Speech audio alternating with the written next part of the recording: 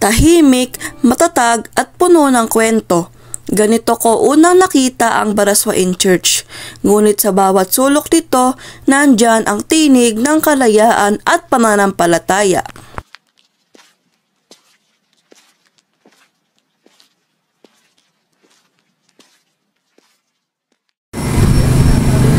Hello mga ka-istorya, ako si Marian Franco.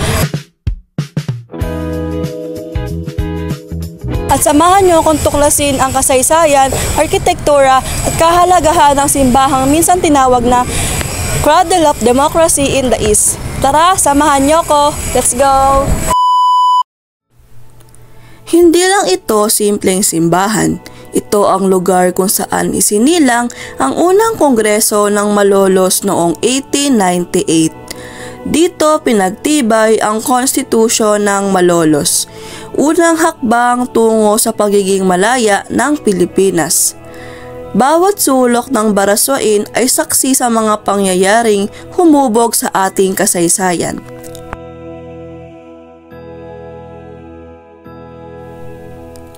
Si Emilio Aguinaldo, unang Pangulo ng Pilipinas, ay namuno sa Malolos Congress. Sa kanyang pamumuno, nabigyang buhay ang pangarap ng kalayaan. Sa loob ng simbahan, nadama noon ng mga Pilipino ang tapang, determinasyon at pag-asa.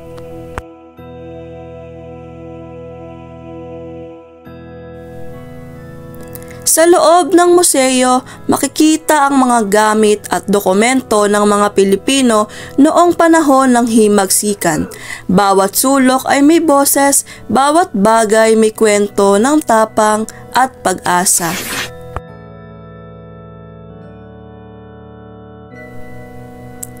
Bawat bato at ukit sa simbahan ay may kwento. Pinagsama ang kolonyal na estilo at lokal na sining na nagpapakita ng kagandahan at pusong Pilipino sa gitna ng banyagang impluwensya.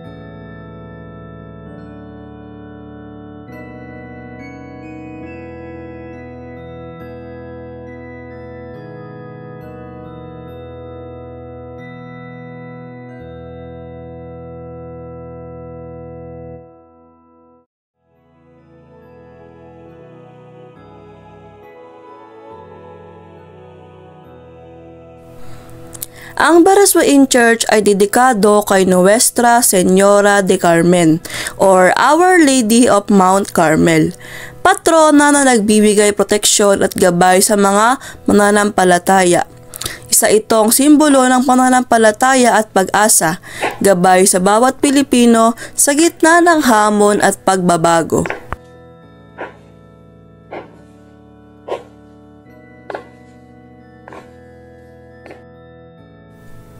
Ngayon, habang lumalago ang syudad, unti-unti ring nagbabago ang paligid ng simbahan.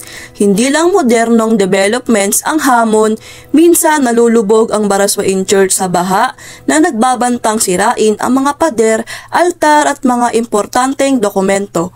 Panawagan nito para sa atin, paano natin mapapanatiling buhay ang kasaysayan at pananampalataya sa gitna ng modernong mundo at ng mga banta ng kalikasan.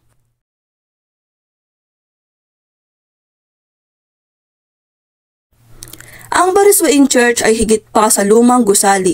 Isa itong paalala ng kalayaan at pananampalataya. Panatilihin natin ang buhay ng mga kwento ng nakaraan. Dahil dito natin makikita kung sino tayo bilang isang mamamayang Pilipino. Kaya sa susunod na bumisita kayo sa Bulacan, huwag lang dumaan, pumasok, makinig at damhin ang kasaysayan. Tulungan nating protektahan hindi lang ang ating mga heritage site, kundi pati ang mga ating kultura at pagkakakilanlan. Dito na natatapos mga kaistorya ang ating kwentong makabayan.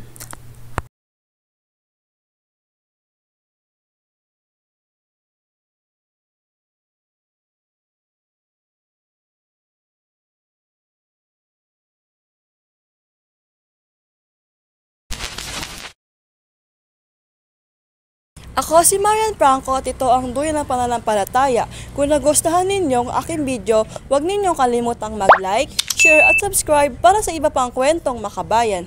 Hanggang sa muling paglalakbay, paalam!